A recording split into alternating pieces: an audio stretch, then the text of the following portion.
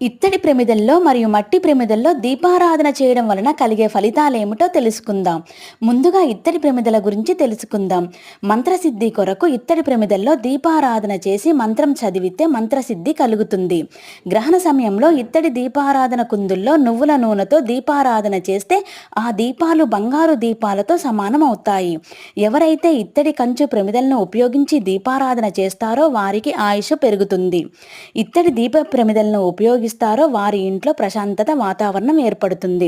ఎవరి ఇంట్లో అయినా స్వామివారికి ఇత్తడి ప్రమిదల్లో దీపారాధన చేస్తే వారి ఇంట్లో కళా తేజస్సు ఎక్కువగా ఉంటుంది. అలాగే మట్టి ప్రమిదల్లో దీపారాధన చేయడం వలన గురువుల అనుగ్రహం లభిస్తుంది. మట్టి పింగాణి ప్రమిదల్లో దీపారాధనను ఇంట్లో పూజా మందిరంలో గుమ్మం ముందు వెలిగిస్తే వారికి పాపాలు పూర్తిగా తొలగిపోగలవు. వైష్ణవ ఆలయంలో మట్టి ప్రమిదలతో దీపారాధన చేస్తే వైకుంఠ లోక నివాసం పొందుతారు. దుర్గా సప్త శతిని చదివి పారాయణం చేసి మట్టి ప్రమిదల్లో అమ్మవారికి ఆవు నేతితో దీపారాధన చేసినచో కార్యసిద్ధి కలుగుతుంది.